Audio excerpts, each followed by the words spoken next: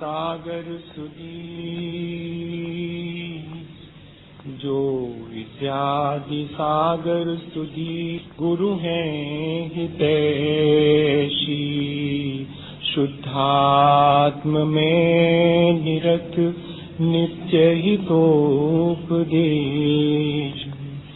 वे पाप ग्रीष्म ऋतु में जल हैं सयाने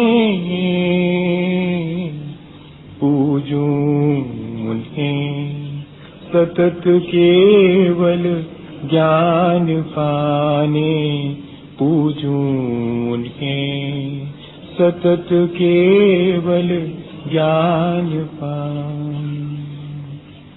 बोले भगवान महावीर स्वामी की, आचार्य शांति सागर जी महाराज की, आचार्य गुरुवर विद्यासागर मुनि महाराज की।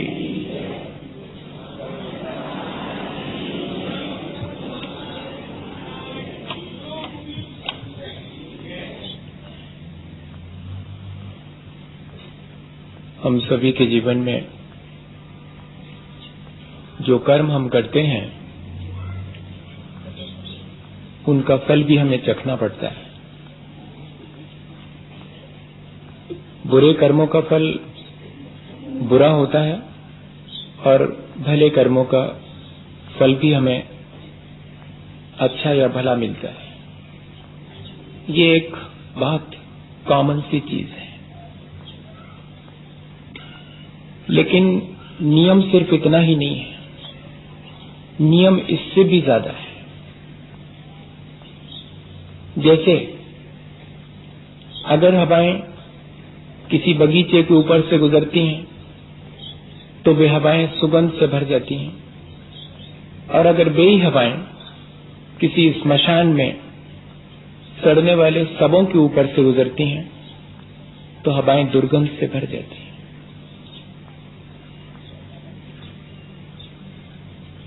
ठीक इसी तरह किसी को अपने जीवन में उसके प्रति अच्छा करें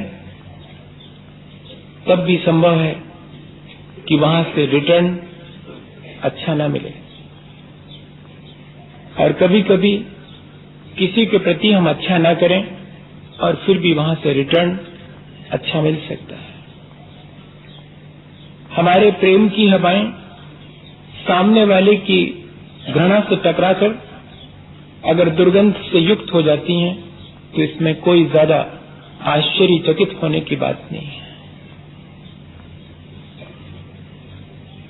ये हमें देखना पड़ेगा, ये निर्णय लेने से पहले हमें ये ऑब्जर्व करना पड़ेगा कि हमने जो कुछ भी कर्म किया है वो किस स्थिति में, किस परिस्थिति में किया गया है। द्रव्य क्षेत्र काल और भाव के अनुसार उसका रिटर्न वैसा का वैसा हमें मिले ऐसा जरूरी नहीं है, बदल करके भी मिल सकता है, तब चकित होने की आवश्यकता नहीं है। अगर हम एक गेंद जोर से फेंकते हैं और सामने दीवार है तो गेंद हम तक ज्यों की त्यों वापस लौट के आती है। वही गेंद हम जोर से फेंकते हैं और सामने अगर रेत का टीला है तो उसमें धस के रह जाती है, और वही गेंद जब हम फेंकते हैं और सामने अगर कीचड़ भरा पड़ा है तो हमारे ऊपर कीचड़ के छींटे भी लेके आती है।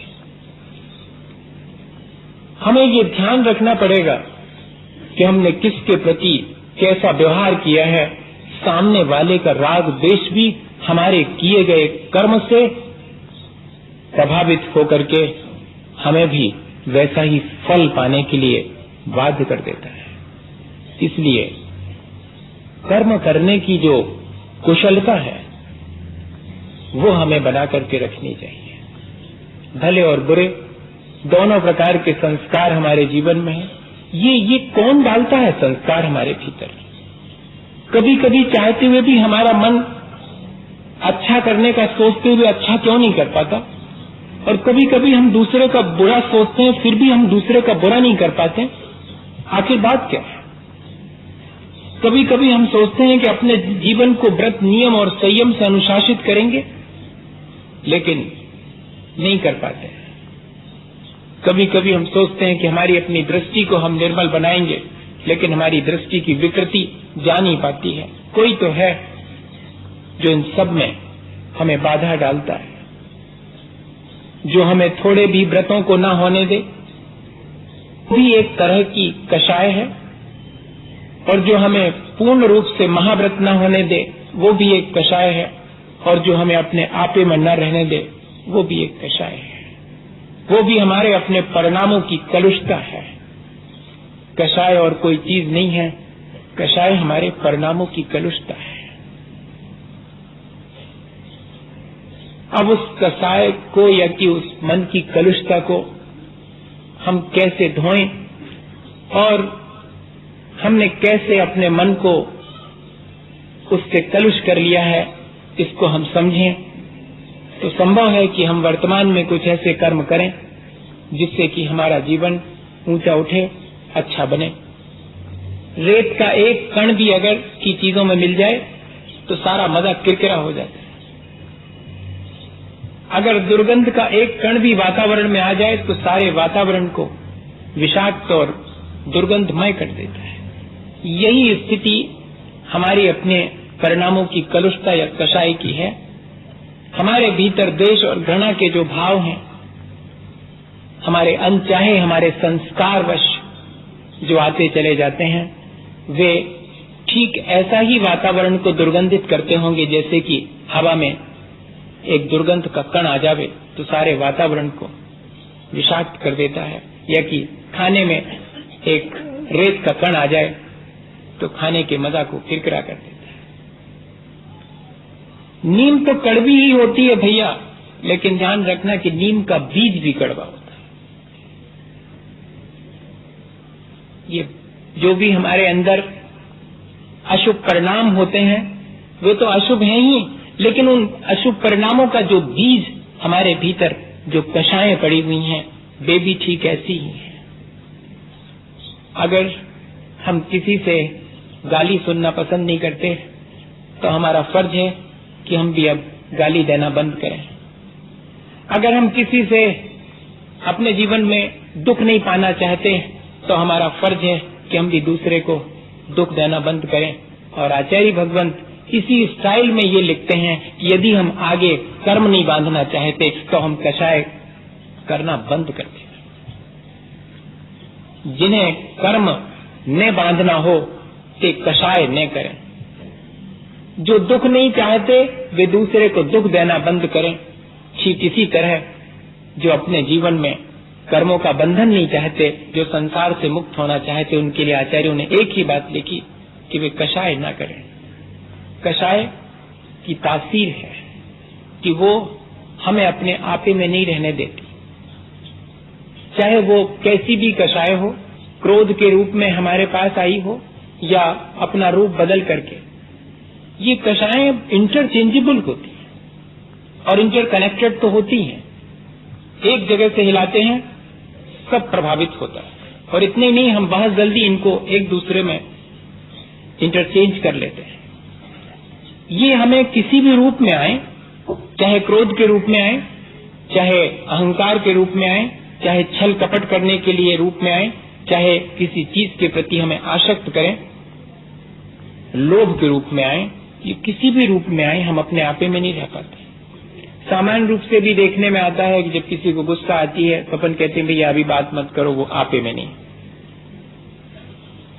और जब हम अपने आप से गाफिल हो जाते हैं, असावधान हो जाते हैं, ये सबसे पहला काम है। किसी को अगर डिफीट करना हो तो उसकी असावधानी के समय पर उसको आसानी से डिफीट किया जा सकता है। और ये कषायें यही काम करती हैं, हमें केयरलेस कर देती हैं।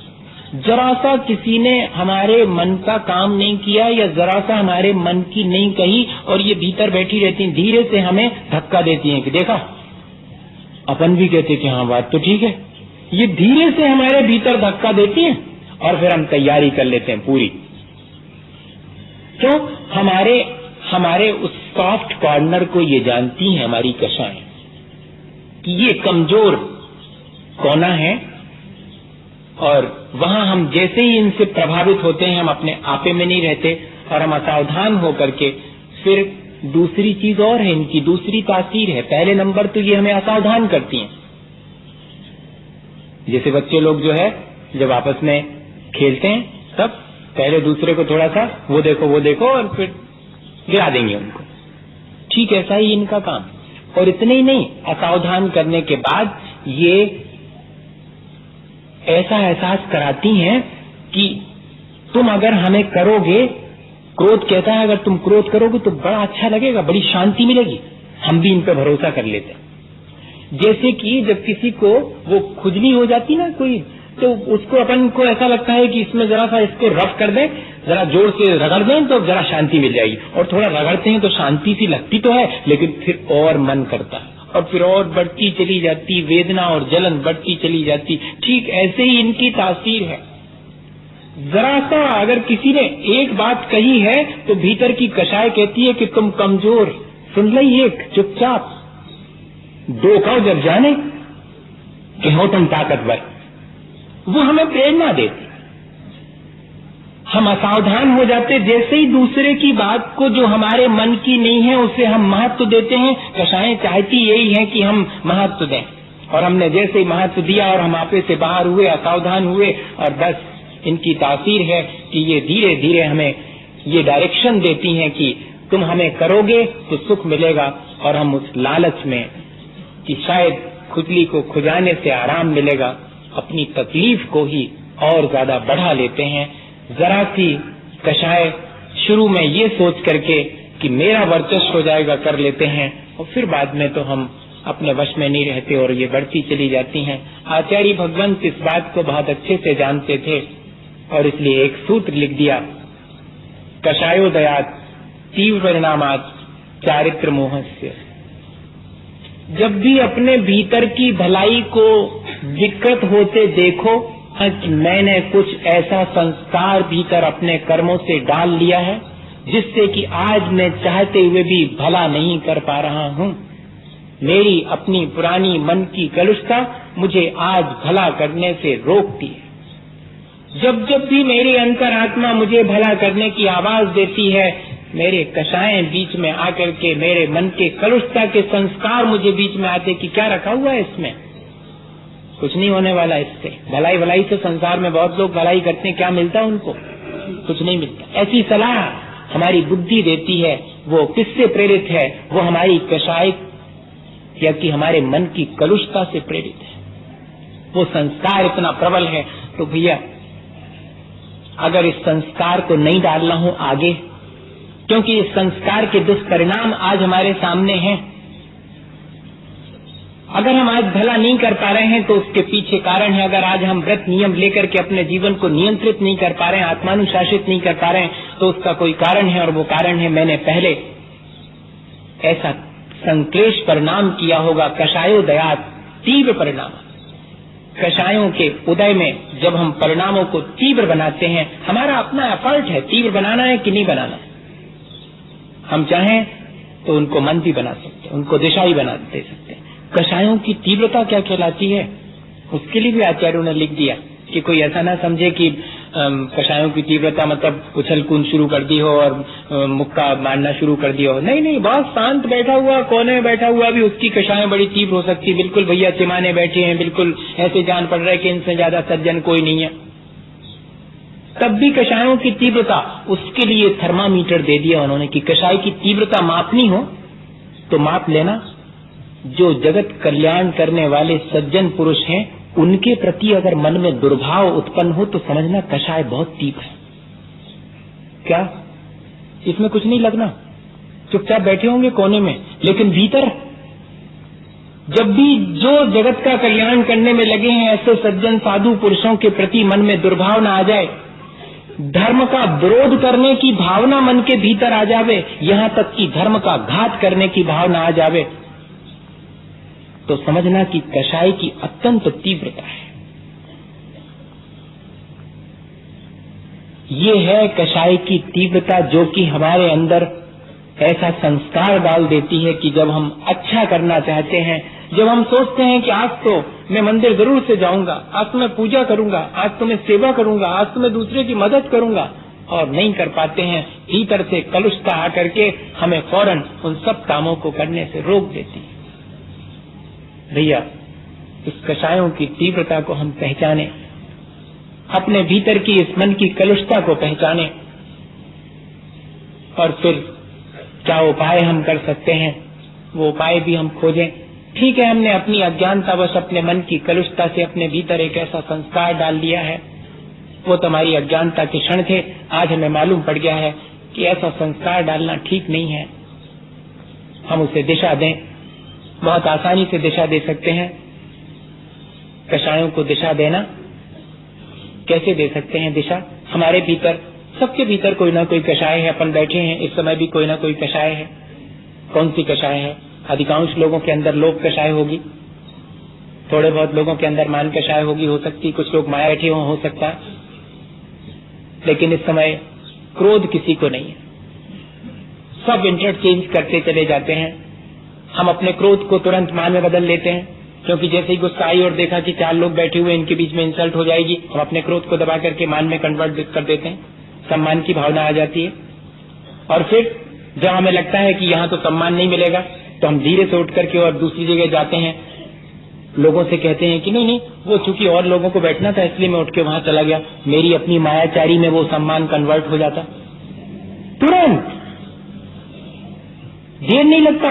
क्रोध को कब हमने मान में कन्वर्ट कर दिया, मान को कब हमने मायाचारी में कन्वर्ट कर दिया, और फिर बाद में लोभ जागृत हो गया, तो उस लोभ के चलते हो सकता है किसी दूसरे काम में हम लग जाते हैं। इस तरह हम चारों चीजों को अगर हम लोभ से शुरू करें, तो जब लोभ की पूर्ति नहीं होती तो मायाचारी शुरू करते हैं, और मायाचारी प्रकट हो जाती तो अहंकार को चोट पहुंचती, और अहंकार को चोट पहुंचती गुस्सा आ जाता। तार कहां से लगा था? वो लोभ से शुरू हुआ और पहुंच गया क्रोध तक, और क्रोध धीरे धीरे कन्वर्ट होकर के प्रकट नहीं होता और लोभ में परिवर्तित होकर के दिखाई तक नहीं पड़ता। ये कषायें इस तरह की हैं, हमें इनको दिशा देनी चाहिए।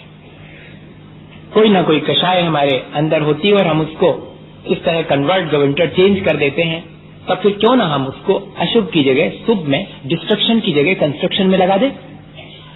अगर ये एनर्जी है तो इस एनर्जी को, जो कि डिस्ट्रक्टिव है, जो अपना और दूसरे का घात ही करेगी, तब क्यों ना उसको कंस्ट्रक्टिव बना दिया जाए। लोभ धन पैसे का भी हो सकता है, और लोभ मंदिर जाने का भी हो सकता, 4 बातें धर्म की सुनने का भी हो सकता, पिची कमंडल मैं ले लूं, महाव्रत धारण करूं, इस बात का लोभ भी हो सकता। बिना इसके तो हो गई नहीं। उसी से धन पैसा, उसी लोभ के उदय में धन पैसा कमा सकते हैं, और उसी लोभ कषाय के चलते, और हम उसको दिशा दे करके और अपना धर्म ध्यान भी कर सकते हैं। अभी अपन कौन से लोभ से बैठे हैं? महाराज 4 बातें धर्म की सुनाएंगे, कुछ तो समझ में आएंगी, कुछ तो कल्याण हो जाएगा हमारा भी, चलो होके आते। अब उस लोभ की दिशा भी बदल सकती है। अभी तो सिर्फ ये है मन में कि 4 बातें धर्म की सुनेंगे, और दूसरे प्रकार का लोभ उत्पन्न हो जाए। क्या पता महाराज के पास जाने से कोई मंत्र वगैरह दे दे में, और मंत्र दे दे में तो अपन तिजोरी में रख लेंगे, पैसा बढ़ जाएगा। लोभ, अब क्या उस लोभ का क्या कह सकते हैं कि किस दिशा में चला जाएगा? ये तो हमारे अपने वर्तमान लोभ, हमें इस बात की वाला लोभ का अंदर हम जैसा पुरुषार्थ करेंगे उस लोभ को वैसी दिशा दे सकते हैं। इसी तरह अपने मान को, क्रोध को और माया को भी हम ऐसी ही दिशा दे सकते हैं। गुस्सा करना है तो अपने ऊपर गुस्सा कर सकते हैं कि मैं इतना खराब क्यों हूं। दूसरा खराब है इस बात पे गुस्सा तो आता है, लेकिन मैं इतना क्यों बेईमान हूं, मैं क्यों इतना जो है कठोर हूं, इस बात पे क्यों नहीं हमारे अंदर गुस्सा आता है। हम अपने उस गुस्से को, क्रोध लेना सीख लिया तो देर नहीं लगती जीवन को संयमित होने में। एक उदाहरण है, जल्दी बात समझ में आ जाएगी। विवाह हुआ था उस नवयुवक का, और वो मुनिजनों के प्रवचन सुनकर के वापस लौटा, तो जीवन साथी ने कहा कि तुम रोज प्रवचन सुनने जाते हो, हमारा भैया भी मिलता होगा वहां पर, वो भी रोज सुनने जाता है प्रवचन। हाँ, मिलता तो है। तो बात आगे बढ़ी। जीवन साथी ने कहा कि हमारा भैया सोच रहा है कि वो मुनि बने। इस नवयुवक ने सुना तो जोर से हंसा। बोले हंसते क्यों? बोले मैं इसलिए हंस रहा हूं कि उसका नहीं है मुनि बनना, क्योंकि जो सोचता है वो बनता नहीं है। अरे ऐसी भी कोई बात होती? बोले हाँ, अगर बनना है तो बन क्यों नहीं जाते? मना किसने किया? सोच क्यों रहे हो? जब भूख लगती है तो क्या सोचते हैं कि खाना खाऊं? खा लेते हैं। जब कभी कोई कड़ी बात कह देता है तो क्या सोच सोच के गुस्सा करते हैं? तुरंत कर लेते हैं। बताओ आप।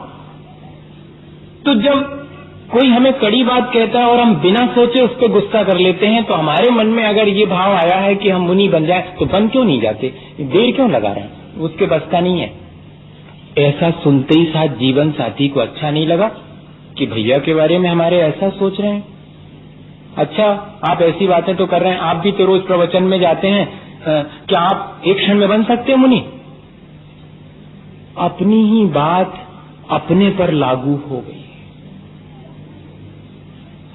कही तो गई थी हंसी हंसी में और अपनी ही बात अपने पर लागू हो गई।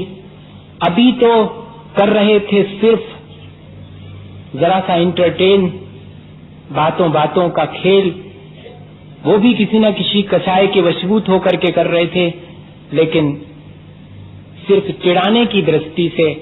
और कहा था कि बन क्यों नहीं जाता, और इतना कहने पर कि तो आप भी तो सुनते हैं रोज, आप क्यों नहीं बन जाते जब उसके लिए ऐसा कह रहे हैं। और बस कहते हैं कि वो नवयुवक जो स्नान करने जा रहा था अपने कपड़े वहीं छोड़कर और घर से बाहर जाने लगा। जीवन साथी ने हाथ पकड़ा कि कहां जा रहे हो? बोले बस बात खत्म हो गई, निर्णय हो गया।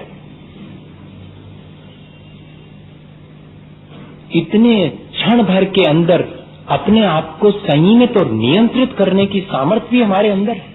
उन्हीं कषायों के चलते एक क्षण में हमने ये निर्णय ले लिया। हम ऐसे निर्णय जैसे कि कषाय करने के बारे में ले सकते हैं, कषाय से बचने के बारे में भी ऐसे ही निर्णय ले सकते हैं। कोई ज्यादा कठिनाई नहीं है। होली के दिन कोई अगर अपशब्द कह लेवे तो बताइएगा हमारे चेहरे पर शिकन आती है कि मुस्कान? होली का दिन है, अपशब्द कहेगा ही, वो तो हमें तो पहले से ही मालूम था, और उसके साथ में मिलकर के और हंसी करते हैं। उस दिन चेहरा म्लान नहीं होता, शिकन नहीं आती। और अगर वही अपशब्द होली के एक दिन बाद या एक दिन पहले कहे जाएं तो इसके मायने हैं कि मेरे ऊपर निर्भर करता है कि मैं करना चाहूं तो करूं और नहीं करना चाहूं, अपने मन को कलुषित तो नहीं भी करूं। कषायम का संस्कार मेरे मन को प्रभावित तो करेगा, लेकिन उस प्रभाव को मुझे तीव्र करना है या कि घटा देना है, ये मेरी अपनी चॉइस है, ये मेरे अपने हाथ की बात है। तो कषाय से बचने के लिए दूसरा उपाय, पहला तो यही कि हम जैसे मन को जल्दी से कलुषित कर लेते हैं, ऐसे ही हम मन को जल्दी से अच्छा बनाने की टेक्निक भी सीखें। और दूसरी चीज, जहां ऐसे निमित्त मिले कि हमारी कषाय को हवा मिले, वो बढ़े, उन निमित्तों से दूर रहें। हमारे मन को कलुषित करने वाले संयोग अगर हमें मिलें तो हमारा फर्ज है कि हम उनसे दूर रहें। दूसरे के जीवन में भी हम इसी तरह ध्यान रखें। अपने जीवन में जैसे हम कलुषता के निमित्तों से दूर रहें, ऐसे ही दूसरे को भी उससे दूर रखें। दूसरे के मन में अगर कषाय जागृत हो जाए तो उसको हम हवा न दें, और दूसरे से कह दें कि जब हमारे भीतर कषाय जागृत हो तो आप उसे हवा मत देना, हो सके तो ठंडा पानी डाल देना, ताकि वो हमारे मन को और अधिक बिगाड़ ना सके, कलुषित ना कर सके। हमारे आचरण को मलिन करने वाली अगर कोई चीज है तो यही कषाय है। इसी को चारित्र मोह कहते हैं। कल अपन ने मोह की एक वैरायटी देखी थी जो हमारी श्रद्धा को विकृत करती है, श्रद्धा को होने नहीं देती, दृष्टि की निर्मलता को मलिनता में कन्वर्ट कर देती है। ऐसे ही हमारे अच्छे आचरण को और बुरे में बदल देने वाली, हमारे भले स्वभाव को कलुष कर देने वाली ये कषायें हैं। इन पर हमें कमांड करना चाहिए। अभी तक तो हम इनकी ग्रिप में अपना जीवन व्यतीत करते हैं, अब हमारी ग्रिप इन पर होनी चाहिए। कब करना है, कितनी करना है, किस ढंग से करना है और कितनी देर तक करना है। गुस्सा तो करना है, कब करना, सुबह शाम दोपहर, कौन से टाइम, कोई फिक्स होना चाहिए। दुनिया भर के कामों का सबका समय फिक्स है, तो इसका भी तो होना चाहिए। अभी आप गाली देंगे, हम गुस्सा नहीं कर पाएंगे। देखिए आप शाम को दीजिएगा तो गुस्सा कर पाएंगे, अभी नहीं कर पाएंगे। हमें इतना टाइम नहीं है कि आप गाली दें और हम गुस्सा कर पाए, आपका हम कोई रिएक्शन नहीं कर पाए, दे पाएंगे। ऐसा नहीं कह पाते हम, कभी कह पाते हैं। और ऐसा कर भी लेते हैं कई कई बार, जब हमारा मन किसी बहुत अच्छी बात से प्रफुल्लित है, उस बीच में अगर कोई कड़ी बात भी कह दे, हम इग्नोर कर देते हैं उसको, क्योंकि अभी हम बहुत आनंद में हैं, किसी काम में लगे हुए हैं। तो हम ऐसा नहीं कर सकते कि कब करना है और कितनी देर तक करना है। अरे 2-5 मिनट तो दुनिया करती है, आप सुबह से शाम तक कर रहे हैं और कल तक उसको अपने मन में उसकी बात को डाले हुए। अरे हटाओ उसको, अभी घंटे भर के लिए किया और हटा दिया, कल ज्यों के त्यों। अगर मन कलुष भी हो गया है तो कितनी देर तक, जैसे कि बाई पर गाड़ी पर पानी गिरता है और फट से हटा करके एक तरफ रख देता, क्या ऐसा बाई पर अपने भीतर नहीं लगा सकते? अपन लगा सकते, और सीखना पड़ेगा भाई। ऐसा नहीं है, जितनी टेक्नोलॉजी बाहर डेवलप हो रही उतनी अपने भीतर भी डेवलप करना पड़ेगी। ऐसे कैसे, जब दुनिया भर में इतनी टेक्नोलॉजी डेवलप हो रही तो क्या भीतर नहीं कर सकते? एक बाइक पर भीतर के लिए बनवा ले कि फट से वैसा घुमाया और सब कलुषता एक तरफ, फिर से वैसे ही चित्त वैसे ही निर्मल। आ गई थी, किसको नहीं आ जाती? आप कचरा फेंकोगे तो थोड़ी गंदगी तुम्हारे भीतर आएगी। हमने फौरन पोंछा लगाया और बाहर फेंक दी, आप और फेंको तो ठीक है, हम तैयार हैं, हमने फिर से साफ कर दी।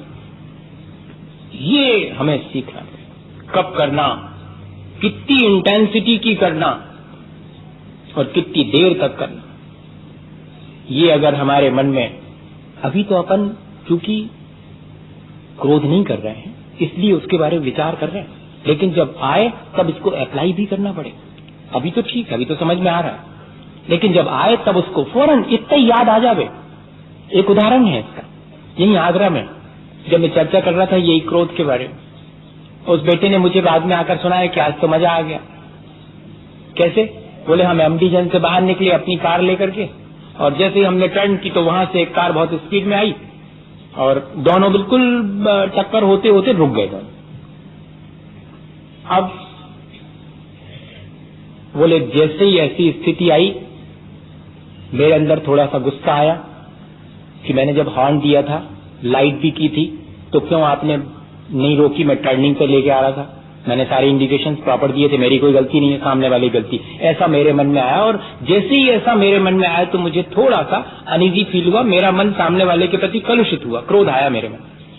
लेकिन अगले क्षण याद आया गया कि अभी अभी तो क्रोध पर हम करके आए हैं विचार कि कब करना, कितना करना, कितनी देर तक करना। बोले बस वो बात याद आती ही हंसी आ गई अपने आप चेहरे पर, और मेरे चेहरे पर बोले मुस्कान आई, तो सामने वाले कार में बैठा हुआ उसके चेहरे पे मुस्कान आ गई। बोले मैंने हाथ बाहर निकाला कि तुम निकाल लो, उसने भी हाथ बाहर निकाला कि तुम पहले निकाल लो। अगर कोई और अवसर होता तो बोले मैं दरवाजा खोल के उसके बोनट पर हाथ पटकता कि इतनी बड़ी गाड़ी लेके और घूमता है और चलाना तक नहीं आता, और हो सकता कि तनातनी हो जाती। लेकिन जरा में हमने उस क्रोध को दिशा दे दी, और जरा सी ये बात याद आ गई, करे क्या करना, हो गया ठीक है। ऐसे हम अपनी कषायों को दिशा दे सकते हैं। एक मित्र, छोटे से उदाहरण सुना करके बात पूरी करता हूँ। ये उदाहरण तो आपको फोकट में बीच में आ गया, मुझे याद, वो जो मैं सोच के आया था वो तो आया नहीं, वो अभी आया, वो उसके बाद में आया। क्या हुआ कि एक बहुत बड़े प्रोफेसर थे और कोई एक सम्मेलन उनको करना था, तो उन्होंने अपने मित्र जो उनके कलीग थे प्रोफेसर, वो भी थे, बड़े बड़े लोगों की बात सुना रहा हूं कि ऐसा हो सकता है कि व्यक्ति इतना पढ़ा लिखा और सब कुछ होने के बाद भी पढ़ाई लिखाई का कषाय से कोई संबंध नहीं, भी ये कषायें मन को कलुषित कर सकती हैं, और हो सकता है एकदम बिल्कुल मूर्ख हो, बुद्धू हो, वो भी इन कषायों से बच सकता है। सवाल सिर्फ अपने आप को संभालने का है। अगर ज्ञान अपने को संभालने में कारण बनता है तो वो ज्ञान श्रेष्ठ है, और ऐसा ज्ञान जो कि हमें हमारे जीवन को पतित कर दे, ऐसा ज्ञान कोई काम का नहीं है। दोनों प्रोफेसर हैं, दोनों का मन है कि कार्यक्रम अच्छा हो, सम्मेलन अच्छे से हो, तो क्या करें? माहौल बिल्कुल प्रतिकूल था, इस स्थिति में करना है फंक्शन। तो प्रोफेसर ने कहा कि कोई बात नहीं, अपन दो हैं, दोनों से काम चलेगा, और मैं ही खुद अनाउंस करता हूं। और वो रिक्शा करके, और रिक्शे में जो है, और पूरे उसमें शहर में जाकर के कि ये सम्मेलन होने वाला है और यूनिवर्सिटी में, और आप सबके लिए हम आमंत्रित करते हैं। तो लोगों को लगा कि अरे प्रोफेसर खुद जो है वो इस तरह कर रहा है, और सभा बंद गई और सम्मेलन हो गया। अब वो सम्मेलन तो बढ़िया से चल रहा था, सब वक्ता बोल रहे थे अपनी अपनी तरह आके, लेकिन वही जो मित्र जो कि सारे शहर में और अनाउंस करने गए थे, जब उनको खड़ा किया तो वे जरा लंबा बोल गए।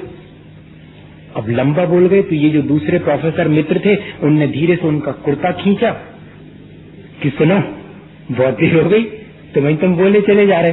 बस उनको आ गई गुस्सा, इतने हजारों लोगों के बीच में, और मैंने ही तो समा बांधी और मुझे ही नहीं बोलने दे रहे। आ सकती है? ये कन्हैयालाल मिश्र प्रभाकर ने अपनी किताब में उदाहरण लिखे, और कहते हैं कि उस क्रोध के वशीभूत होकर उन्होंने इतने लोगों के बीच भी मंच से अपने उन प्रोफेसर मित्र की जो इंसल्ट हो सकती थी वो कर दी, अनाप शनाप कुछ भी कह दिया। अब वो जो मित्र थे वो सख्ती में आ गए कि सभा बनते बनते बिगड़ न जाए, तो ये तो चुप रहे। अगर वे भी उबल जाते तो बिगड़ ही जाती बात, चुप रहे, और चुपचाप धीरे से माइक लेकर के और किसी बढ़िया वक्ता को खड़े कर दिया, और फिर से सारा सम्मेलन तो हो गया। लेकिन दोनों तरफ के लोगों ने कहा कि एक माफी मांगो, लेकिन बात इतनी बढ़ गई थी कि दोनों एक दूसरे से नहीं मिले। ये नेहरू और महावीर त्यागी वाली बात नहीं है कि वो अपने कार में हाथ पकड़ के ले गए थे, आपको याद है कल परसों, वो वैसी नहीं, ये थोड़ी हट करके हो गई। ये दोनों ने एक दूसरे से बिल्कुल भी नहीं मिले और चले गए। कई दिन तक अनबोला रहा, बात ही नहीं हुई। प्रोफेसर मित्र जो थे उनके मन में कई बार आया कि अरे क्या इतनी सड़ी सी बात पर अगर ज्यादा बोल लिया था तो बोल लेना देना था, मैंने ही काय को कुर्ता पकड़ के खींचा, क्या करना था।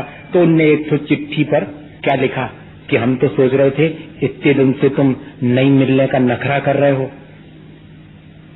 अगर तुम नखरा कर रहे हो तो जल्दी से आ जाओ, मैंने चाय बनवा के रखी है। हाँ, वो वाला कॉमन वो जो टाइम होता कॉलेज में, क्या बोलते हैं उसको, क्या बोलेंगे, हमें समझ में नहीं आ रहा, टी टाइम। अब आगे समझ में, वो टी की आदत चली गई ना, इसलिए वो टी टाइम भूल गया था मैं।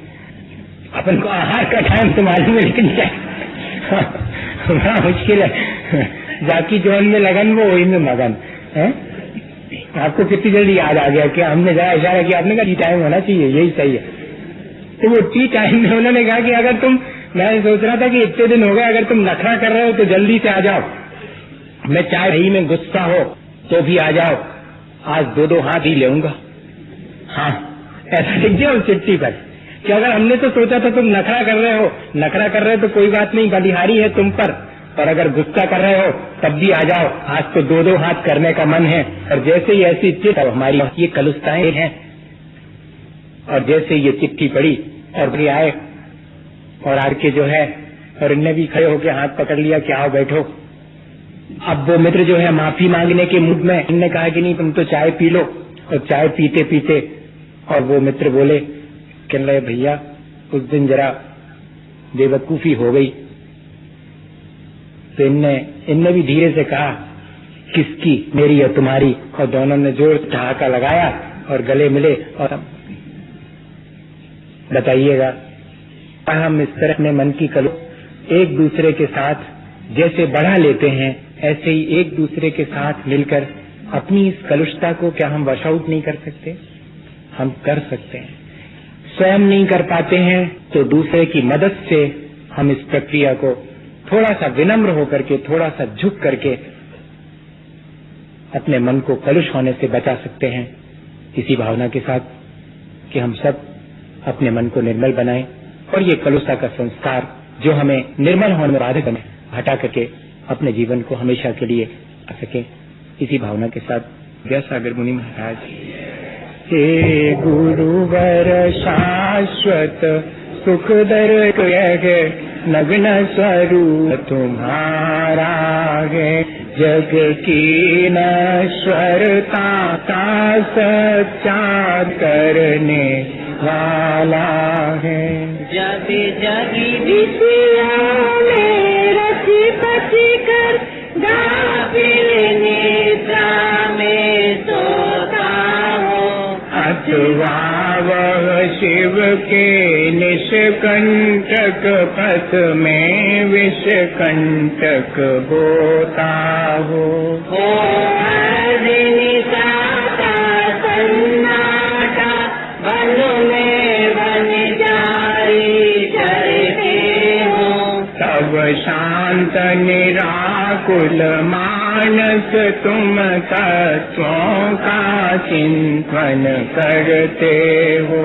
करते तप नदी तट पर तरुते वर्षा की घड़ियों में, समतारस पान किया करते सुख दुख दोनों की घड़ियों में। अंतर ज्वाला वाणी माला जलती हो फुलझड़िया, भवबंधन तड़ तड़ टूट पड़े, खिल जावे अंतर की कलियां।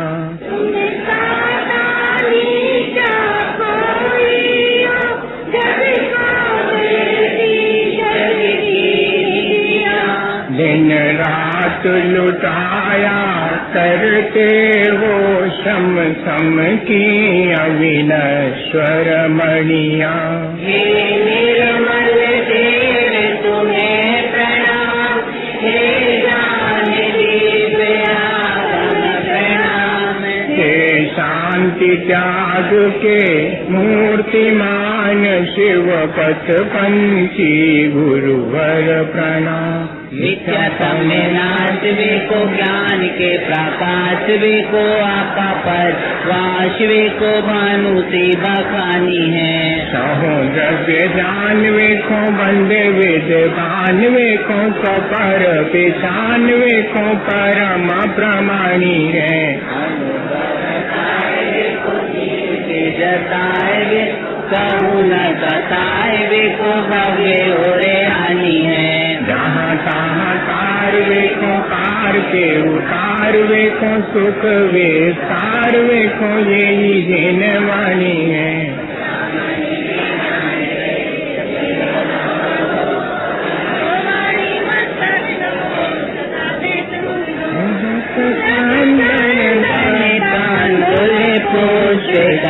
चारो सुदीप सुधूप पलागी कई बोले जिन गए ओम भीम श्री 108 परम पूज्याचार्य गुरुवर श्री विद्यासागर जी महाराज की संगत मुनि श्री समर सागर जी महाराज श्री भव सागर जी महाराज के चरण कमलों की पूजा अमर पर प्राप्त है। रमिल पांति स्वाहा।